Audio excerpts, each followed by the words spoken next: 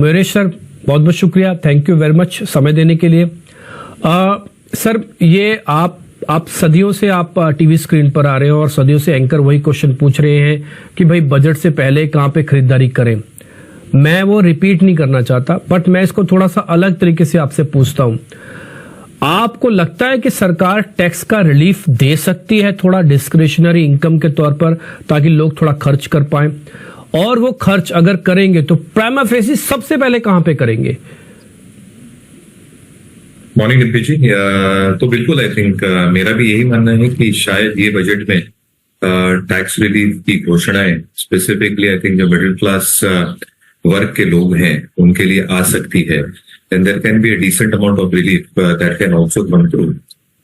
जो lower rung societies में हैं जिनको काफी बेनिफिट्स नहीं मिलते, and if that probably happens, बोलने की जरूरत नहीं है कि जो एक सिक्लिकल ट्रेंड है in terms of consumption patterns जो लैग कर रहा है क्लियरली, आई थिंक वहां पे डेफिनेटली एक रिस्पाइट देखा जा सकता है because of the adoption of the new tax regime. मुझे लगता है आई थिंक सहूलियत शायद न्यू टैक्स रेजिम की तरफ ही बढ़ाई जाएगी, और इसकी वजह से I think because there are no incremental investments that you probably have to do under the new tax regime, a large part of the additional resources जो जनरेट होते हैं वो शायद कंजम्पशन की तरफ जा सकते हैं। And obviously I think when you are expecting a large part of consumption basket to improve, जो clearly lag हो रही है, you can define consumption in terms of discretionary as well as durable consumption. Durable consumption अभी तक ठीक ठाक रहा है, यानी जो हायर प्राइस्ड आइटम्स है स्पेसिफिकली अर्बन एरियाज में, वहां पे कोई अभी तक पैचीनेस नहीं देखी, बट जो लोअर रंग डिस्क्रिशनरी आइटम्स है जैसे एफएमसीजी स्टॉक्स हुए, फुटवेयर हुआ, अपैरल हुआ, ये सारी सेक्टर्स में और स्टॉक्स में शायद अच्छी खासी कंजम्पशन लौट आएगी। And if that probably happens, जो एक मिसिंग लेग होता है जीडीपी का consumption related, I think that can be tackled in the next few months if this happens again.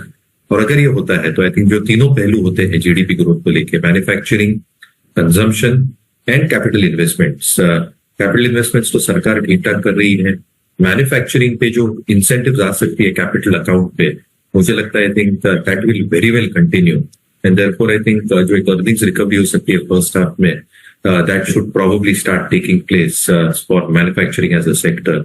And if consumption makes a big comeback, मुझे लगता है जो advance GDP के एस्टिमेट सरकार ने बनाए थे शायद फिर हम वो टॉप आउट करने नेक्स्ट ईयर में। आई थिंक अगर ये होता है तो एक बहुत बड़ी राहत न सिर्फ मिडिल क्लास के लिए होगी, कंजम्पशन के लिए होगी, और जनरली अर्निंग्स को बहुत अच्छी तरीके से आ जाएगी। तो मुझे लगता है FMCG, footwear, apparel, little bit of consumer durable items, यहाँ पे आपको रिस्पेक्ट देखना स्टार्ट। Good morning. आप कंजम्पशन थीम की बात बिफोर रिजल्ट्स कर रहे थे, इसके अलावा इसके अंदर भी आपने कुछ स्पेसेस की बात की। बैंक्स फाइनेंशियल्स को एक बार आपसे डिस्कस करना चाहूंगी, क्योंकि Q3 अपडेट्स जो आ रहे हैं बैंक्स के कमजोर आ रहे हैं। एचडीएफसी बैंक, इंडसइंड बैंक, बंधन बैंक, आरबीएल, और खासतौर से अगर इनके पीछे के रीजंस की बात करें, week growth in loans and deposits कह सकते हैं, कलेक्शन एफिशिएंसी जो है लगातार डिक्लाइन हो रही है, चाहे फिर वो स्मॉल फाइनेंस बैंक हो या लार्जर बैंक्स हो। लेकिन पीएसयूज की अगर बात करें, वहां पर ग्रोथ अबव गाइडेड रेंज देखने को मिली है, जो कि डेटा पॉइंट्स या अपडेट्स नजर आए हैं। Stocks like Bank of India, Bank of Baroda, इनकी loan book, domestic deposits, advances में ग्रोथ नजर आई है। इस स्पेस को कैसे देखना है बैंक्स फाइनेंशियल्स में larger players vis PSUs? Morning Mansi, नहीं हमें लगता है कि as a space it should continue doing well. Obviously I think एक जो इफेक्ट हो सकता है एक क्वार्टर के लिए, ये थोड़ा पेचीदा हो सकता है, बट मुझे लगता है कि जो कंसिस्टेंसी इन अर्निंग्स हो सकती है, शायद ये सेक्टर 2025 के लिए कंसिस्टेंटली रिपोर्ट करे। जहां तक आई थिंक एक क्लासिकल आर्ग्यूमेंट रहा है private versus public with in the banking domain, जो पब्लिक सेक्टर बैंक्स के पास एक बहुत बड़ा एडवांटेज है वो है उनका डिपॉजिट बेस, जो एक बहुत स्टिकी डिपॉजिट बेस है और एक लेगेसी वाला डिपॉजिट बेस है। इसलिए आई थिंक जो एक एक्सपेक्टेशन हम मान के रख सकते हैं in terms of steady state deposit growth expected to come through, I think वो शायद आंकड़ों पे दिखे as we unfold 2025 as well. दूसरी चीज आई थिंक जो एसेट क्वालिटी प्रेशर्स हैं, I think they are not so profound. In fact जो स्ट्रीट उम्मीद लगाया बैठा था पिछले तिमाही में भी कि एसेट क्वालिटी में शायद डिटेरियोरेशन देखने मिले, because of the imbalance between advance and deposit mix, क्योंकि deposit इतने pace से grow नहीं हो रहे compared to advances, इसलिए advances को भी थोड़ा slow down करना पड़ रहा है in terms of credit risk. क्या निम्स और स्प्रेड्स पे एक प्रभाव आ सकता है, बट वो शायद apparently evident नहीं था, और जो कंप्रेशन देखा गया तो बहुत मार्जिनल था in terms of bips, and valuation very very supportive, और जो बेस स्ट्रक्चर्स हम देखते हैं मार्केट्स में इंडिया में, EPS, RS rating, institution holding, cancelling में, के सारे पैरामीटर्स शायद PSU बैंक से दर्शा है। तो हमें लगता है think bank of Baroda as an example, bank of Maharashtra, जो मिड साइज PSUs है, they should continue performing well into 2025।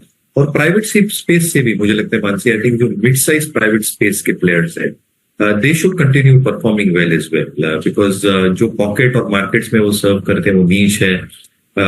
सारे जो पहलू हम देखते हैं, including capital adequacy, including provisioning as an example, including cost to income, I think ये सारी चीजें आई थिंक मैच हो रही है। तो यहाँ से I think Karur West Bank हमें काफी पसंद है। तो मुझे लगता है I think generally the space should do well, but जो मिड साइज प्राइवेट या पब्लिक सेक्टर बैंक है, they should have relatively better performance. ये सर आपका इस पे टेक क्या है? TCS के नंबर्स दिखाते रहना है स्क्रीन पर। नहीं, ठीक ठाक नंबर्स रहने चाहिए, and I think everything boils down to commentary for IT companies, और दिग्गज जैसे TCS के लिए I think all the more important, क्योंकि ये शायद गाइड करें कि पूरे क्षेत्र का एक सेंटिमेंट कैसा है और एनवायरनमेंट कैसा है। तो मुझे लगता है आई थिंक कमेंट्री भी ठीक ठाक रहनी चाहिए। जो उम्मीद हम लगाए बैठे हैं in terms of revenue growth, I think थोड़ा फ्लैटिश रह सकता है, जैसे आपके एनालिस्ट ने भी कहा, बट जनरली आई थिंक जो कमेंट्री हो सकती है that should be relatively better in my opinion. I think जो पिछले तिमाही में हमने देखा था, थोड़ी I think cautious note sound कर रही थी मैनेजमेंट, आई थिंक थोड़ी ऑप्टिमिस्टिक हो सकती है this time around looking into 2025, and this is purely my take. मुझे लगता है आई थिंक जैसे एनवायरनमेंट प्ले आउट हो रही है, और जैसे हम देख रहे हैं, I think I was reading through a lot of articles last weekend in terms of how our processing companies, जो हमारी IT क्षेत्र की कंपनीज है, ये सिर्फ अभी प्रोसेसिंग नहीं कर रही, but this significant contribution as far as gen AI is concerned. और जेन AI इतना बड़ा टॉपिक है कि आई थिंक आप पढ़ते पढ़ते थक जाएंगे। So I think these companies are probably well positioned to probably deliver a lot more in terms of Gen AI अगले कुछ तिमाहियों के लिए। मेरे हिसाब से आई थिंक कमेंट्री अच्छी रहनी चाहिए, मार्केट शुड रिएक्ट टू।